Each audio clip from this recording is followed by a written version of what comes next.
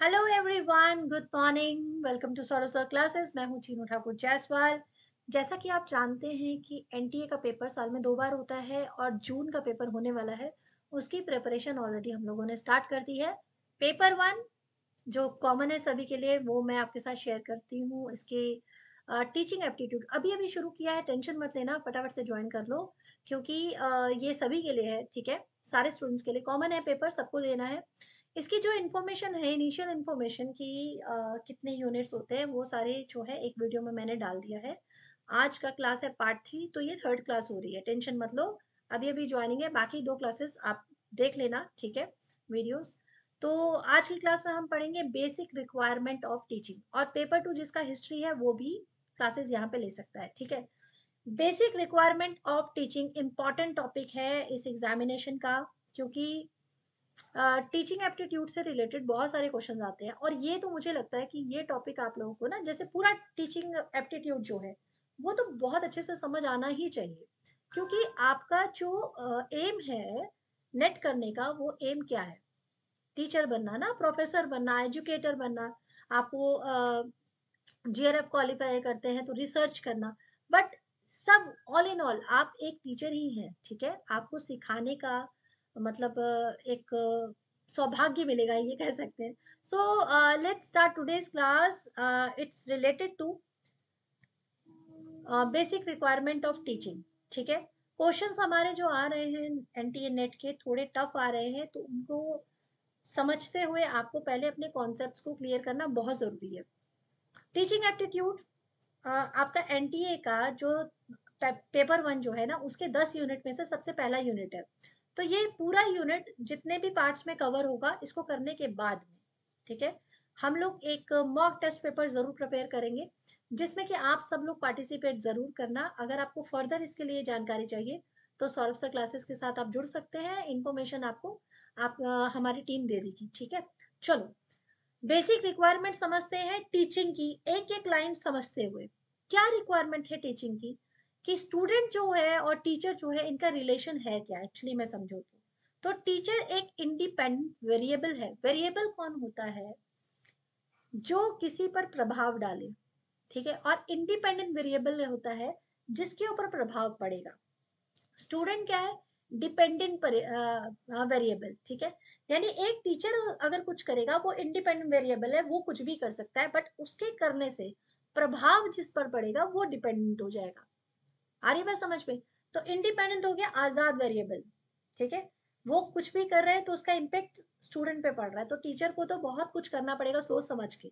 समझ रहे हैं? तो क्यों पढ़ाया जा रहा है?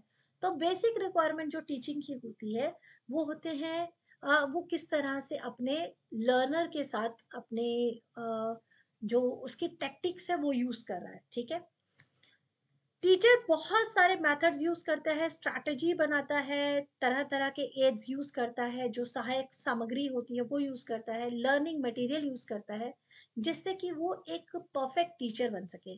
सो ये जितने भी प्रोडक्ट्स होते हैं, जो बाय प्रोडक्ट्स उसकी हेल्प करते हैं टीचिंग में, ये होते हैं इंटरवीनिंग वेरिएबल। इंटरवीनिंग वेरिएबल एक वर्ड जो है, आपको याद रखना है, मस्ट। ठीक है, ये क्वेश्चन आपका आ चुका है। इंटरवीनिंग मतलब होता है, कौन होता है इंटरवीन? हम दो लोग बात कर रहे हैं और कोई बीच में बार बार आ ही जा रहा है, हम कहेंगे यार क्यों इंटरवीन कर रहे हो? समझ में आ रहा है इंटरवीनिंग वेरिएबल कौन होता है? तो टीचिंग एक कंटिन्यू प्रोसेस है।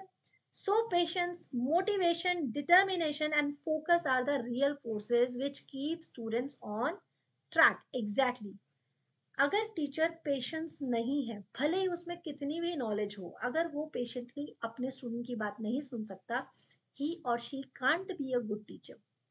ठीक है, so this is most important quality of a teacher, कि उसको बहुत पेशेंटली अपना बिहेव रखना पड़ता है।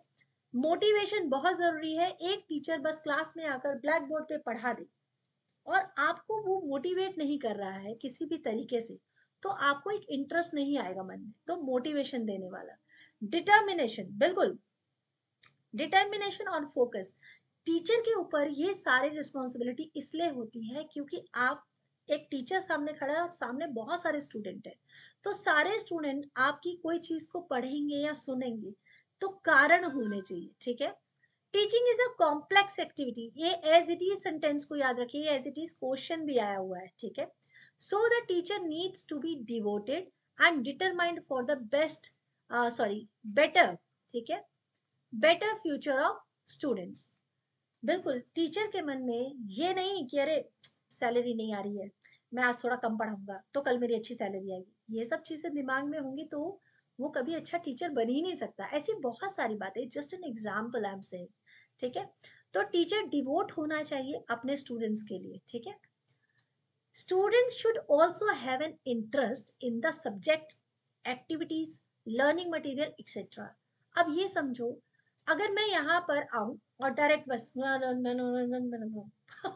कुछ पढ़ाना शुरू कर दूं और ये नोटिस ना करूं कि आप लोग ध्यान दे रहे हैं कि नहीं दे रहे हैं, तो आप कितने देर तक पढ़ लेंगे, ठीक है। तो यानी कि इंटरेस्ट आना बहुत जरूरी है। अगर स्टूडेंट सामने से सुनेगा नहीं ना, तो दूसरी बार क्लास में बैठेगा नहीं।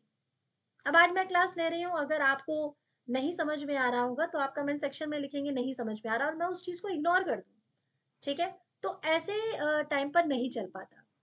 Classroom activity facilitates learning and helps students retain information for long period, exactly। अब मान लो कि मैं आपको सिखा रही हूँ कि बताओ बच्चों कि ब्लैक कलर जो है कैसा दिखता है, येलो कैसे दिखता है, पर्पल कैसे दिखता है, तो आपको मैं वो चीजें दिखाऊंगी। अच्छा सर्कल कैसे दिखता है, क्यूबाइड कैसे होता है, और 3D शेप्स कैसी होती हैं, तो मैं अगर आपको वो लाइव एग्जांपल दिखा दूं तो आपको अच्छे से वो चीजें याद रहती हैं, है ना, रिटेन हो जाती हैं। तो अब आप ये मत कहिएगा मैम हम कॉलेज में हो गए, आप हमें बॉल दिखाएंगे, 3D दिखाएंगे, कैसे। अरे भाई मैं टीचर बन के एक स्टूडेंट के बारे में बात कर रही हूँ, पेपर में क्वेश्चन भी उसी हिसाब से आते हैं, ठीक है। There is need of continuous comprehensive evaluation, evaluation के ऊपर बिल्कुल अलग से क्लास बनेगी, क्योंकि there are some types of evolution which we have to read because there are various questions which directly connected to this topic, evolution कितने type का होता है। तो there is need of continuous. अब आज मैं क्लास लेती हूँ, 10 इसके यूनिट है, ठीक है, कंटिन्यू 10 यूनिट मैं खत्म करूँ, यानी कि लगभग 4-5 महीने में खत्म करूँ, और उसके बाद हम एमसीक्यू करेंगे, तो उसका कोई फायदा नहीं होगा। अगर आप खुद भी पढ़ाई कर रहे हो तो मैं आपको खुद भी बताती हूँ, आप किसी एग्जामिनेशन की तैयारी कर रहे हो, एक चैप्टर खत्म हो गया तो उसकी एक्सरसाइज शुरू कर दो, ठीक है। बहुत सारे स्टूडेंट ऐसे होते हैं कि पहले मैं सारा कोर्स कंप्लीट करूंगा, फिर मैं नोट्स बनाऊंगा, उसके बाद मैं उसके क्वेश्चन आंसर जो एमसीक्यू प्रैक्टिस करूंगा। ये मेरे ख्याल से तरीका ये थोड़ा सा गलत है, ठीक है। तो जैसे जैसे आपके यूनिट्स खत्म हो रहे हैं वैसे वैसे आप मॉक टेस्ट लगाना शुरू कर दीजिए, पीवाईक्यू में क्वेश्चन आंसर ढूंढना शुरू कर दीजिए, तो ही आप प्रैक्टिस अच्छे से कर पाएंगे। तो टीचर भी ऐसे ही है, टीचर को जैसे मैं खुद भी आपके साथ यही कंटिन्यू एवोल्यूशन ही करने वाली हूँ कि जैसे ही मेरा ये चैप्टर खत्म होगा, यही चैप्टर खत्म होगा, तुरंत आपके साथ में आपका एक छोटा सा टेस्ट लूंगी, ठीक है। उस टेस्ट में ज्यादा बड़ा टेस्ट नहीं होगा, एमसीक्यू करेंगे हम, एमसीक्यू में जितने आपके करेक्ट आएंगे वो आप मुझे बताएंगे। और अगर मैं देखूंगी कि मेरे स्टूडेंट्स, मान लीजिए अगर 10 स्टूडेंट भी एमसीक्यू जो है वो दे रहे हैं और मार्क्स उसमें पता चल रहा है मुझे कि कंटिन्यूसली थोड़ा कम मार्क्स हो रहे हैं, तो इसका मतलब मुझे अपने पढ़ाने में थोड़ा सा चेंज करना पड़ेगा। इसका मतलब ये नहीं है मैं स्टूडेंट चेंज कर दूंगी। आई बात समझ में? तो एवोल्यूशन क्या करना होता है, टीचर अपनी टीचिंग को एवोल्यूट करने के लिए स्टूडेंट के लिए एवोल्यूशन रखता है, ना कि बच्चे में सुधार, ये मतलब कि डांट दो कि तुमने कैसे पेपर किया है, ठीक से नहीं कर रहे हो, तुम मेहनत नहीं कर रहे हो। ये हमें खुद में थोड़ा चेंज करना पड़ता है, ठीक है। ये सारे क्वेश्चंस आ चुके हैं नेट एग्जाम में कि आपको सोचना पड़ेगा एवोल्यूशन में आए हुए मार्क्स का या स्टूडेंट को, ठीक है। आई होप ये क्लियर हो रहे हैं ना पॉइंट्स, समझ में आ रहे हैं तो बस ठीक है, समझना ही तो जरूरी है। Discipline is an important requirement of teaching. अच्छा बॉदरेशन लेके पढ़ाई नहीं हो सकती, तो प्लीज टेंशन लेके पढ़ाई तो बिल्कुल मत करना, रिलैक्स होके पढ़ाई करना। सच मानो पढ़ाई आपको हमेशा एनर्जेटिक रखती है, ठीक है। तो discipline is an important requirement of teaching. अगर एक टीचर बहुत नॉलेजेबल वाला है, ठीक है, उसके पास सारी नॉलेज है उसके सब्जेक्ट से रिलेटेड, बट उसमें डिसिप्लिन नहीं है, तो वो अपने स्टूडेंट्स के लिए क्या एक अच्छा टीचर है? If he or she is not a discipline teacher, तो whether he is good for their students as well? तो मेरा आंसर होगा नहीं। बिकॉज अगर आपको कहीं पे भी लर्निंग करना है, सीखना है और सिखाना है, तो डिसिप्लिन एक बहुत इंपॉर्टेंट क्राइटेरिया आता है, ठीक है।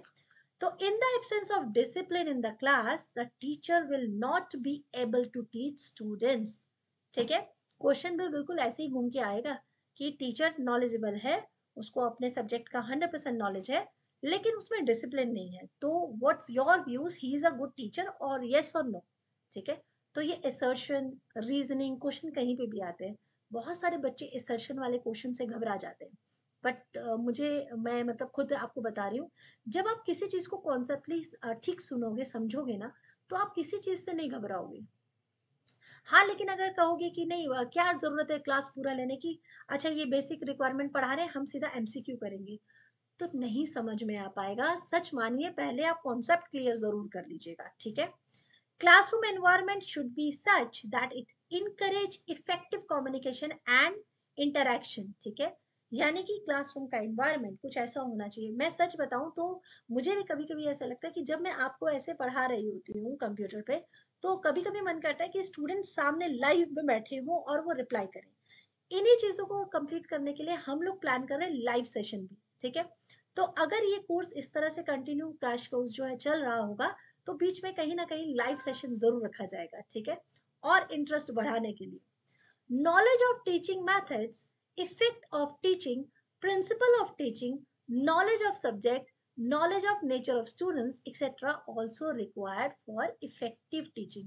ये as it is अलग अलग टाइम पीरियड में अलग अलग ईयर्स में क्वेश्चन आए हैं कि क्या टीचर को मेथड्स मालूम है, नॉलेज है कि किस तरह से पढ़ाना है, इफेक्टिव टीचिंग के लिए प्रिंसिपल्स क्या होने चाहिए, ठीक है। और सब्जेक्ट नॉलेज अगर टीचर के पास नहीं है but he is discipline, he is very smart और शी इज वेरी स्मार्ट, तो can she be a good teacher. तो इस तरह के क्वेश्चंस भी आए जाते हैं, ये सिर्फ चेक करने के लिए कि आप कितना अपने सब्जेक्ट को समझ रहे हैं, ठीक है। सब्जेक्ट मतलब वो नहीं जो आप पढ़ा रहे हैं, यानी कि एनटीए वाले देखना चाहते हैं कि आप टीचिंग एप्टीट्यूड का जो टॉपिक है उसको कितने हद तक समझ रहे हैं। तो ये कुछ बेसिक रिक्वायरमेंट है जिससे रिलेटेड क्वेश्चन आते हैं। आई होप आपको समझ में आ गया होगा। क्लास में इसी तरह से टॉपिक आपको मिलते रहेंगे। पार्ट 3 था ये, और जल्दी ही मैं मिलूंगी आपके साथ पार्ट 4 में। उसमें हम टीचिंग एप्टीट्यूड का एक नया इम्पोर्टेंट टॉपिक पढ़ेंगे, ठीक है। थैंक यू सो मच, फिर हम जल्दी ही मिलते हैं नेक्स्ट क्लास में। Bye bye and take care.